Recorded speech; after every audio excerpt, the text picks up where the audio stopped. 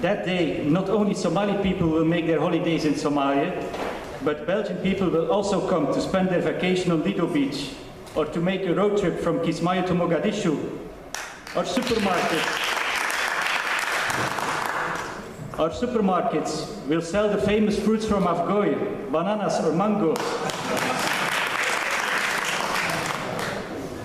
This may sound like a daydream, but when I see all these different people here celebrating together, I'm sure this will become reality one day. Before I am ending my speech, I would like to give you one last good advice. If I would be speaking on a Belgian event, I would say to the Belgian people, don't drink too much beer if you have to drive. However, this is a Somali event. Most of the Somali people don't drink beer. They say me it's haram,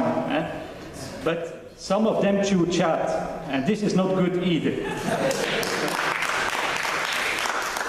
So, Somali people, if you have to drive your car tonight, don't chew chat. Thank you very much and enjoy your party.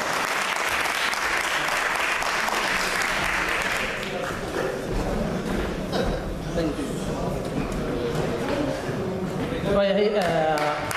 aad mahadsan yahay Mr. Alexander. waxaan dhinacayga midigta uga jeedaa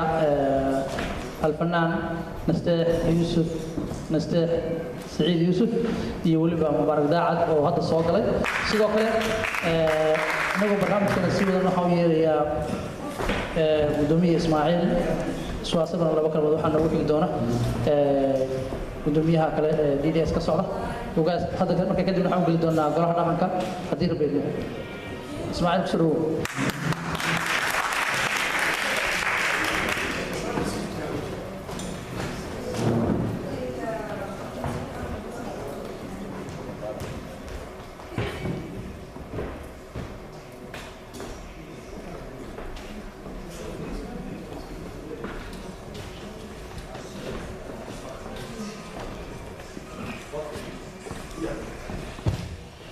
السلام عليكم ورحمة الله تعالى وبركاته.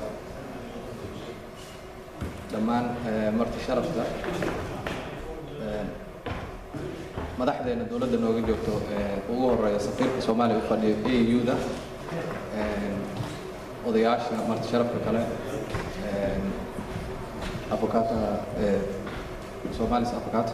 دمان تي واني سلامة يا بعد السلام هذا الكهرباء لو يري maanta waxay ku beegan tahay maalintii ay Soomaaliya xornimada qaadatay ama Soomaaliya ay dhalatay oo ka soo wareegatay 57 sano laga joogo maanta aniga kelmadayda waxaan ku soo koobayaa kaliya dhalinyarta maanta oo kale maxay u taqaanaa maanta oo kale yaa xornimada noo dhaliyay ma odayaal ما دلنيار اللي سويدية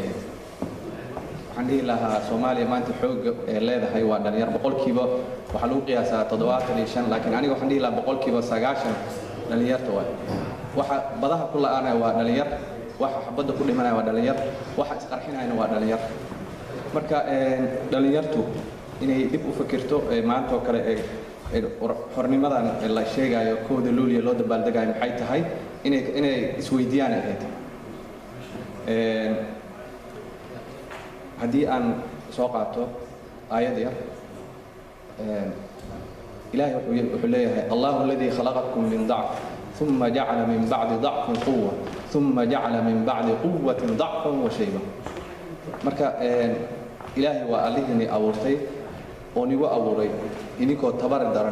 تبردريدك بعد وحي مات الحوق مركا وحلي قد أنا يرتل عن هاي أنا قلت تبردرن dhalanay ka bacdi xoog ilaahay noo bedelay muxuu ilaahay sida wadhiga marka xoogga sayid waxa ka dambeyn doona daciifnimo iyo sheebnimo marka intiina daciifnimo iyo sheebnimo aanan gaarin waxaan loo baahan yahay dhalinyarta inay xoogooda ka faa'iideysato ee tahay maanta oo kale wadankeena 27 sano burbur ayaa ku jiray sida adeer uu sheegay adeer xandulo kale aniga kuma aan soo korin ama maanan arag school free meel dawlad ay ka shaqeyso waligeed ma aragba oo dowlad Soomaaliyeed marka waa inaan isweydiiyaa maxay tahay dowladnimada maadaama aan ku soo korin aan ku soo barbaarin inaan isweydiinay arintaasayto marka waxaan aan leeyahay dhalinyarta jaaniskiina ka faa'iideysta xoogiina ha uga faa'iideynina inaad isqarxisaan inaad qabiil u adeegtaan inaad dano shakhsi u adeegtaan in dantiina iyo dalkiinaba aad difaacataan dhalinyarta ayaan kula dardaarmayaa waana mahadsan yahay walaalkeen Maxamed Cabbaas aad iyo aad u mahadsan tahay hadduusan asaga ahayn maanta kale maanan iskugu imaan lahayn meeshaan waana mahadsantahay dhammaantiin asalaamu calaykum waraxmatullahi wabarakaatuh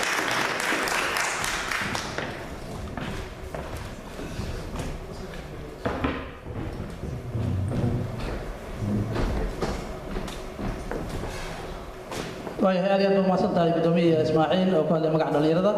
waxaan u yeerayaa haddana aan u baaqayaa Cali Dhuux Cabdullaahi Cali Dhuux waxaan rabaa waxaan la joogaa saraakiil ka tirsan xoogii dalka Soomaaliyeed sidoo kale waa inoo soo gabagabaan filayaa dadkii inta hadli lahayd marka insha Allah wax yar dul qaata